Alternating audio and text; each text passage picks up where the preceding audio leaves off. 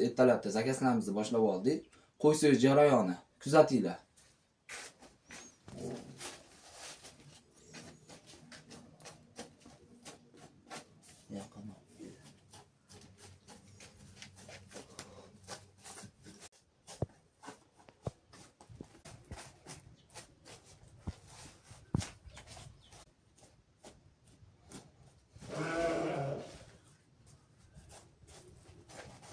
Hurmatli obunachilar, mana chiroyli qilib so'yib oldik. Ko'rish sifatiga baho berasizlar. Qo'y go'shtini sevib iste'mol qiladigan tanishlarga jo'natib qo'yamiz. Kimgadir ashuna xizmatlar kerak bo'lsa, Barber Chefga murojaat qilishlaring mumkin.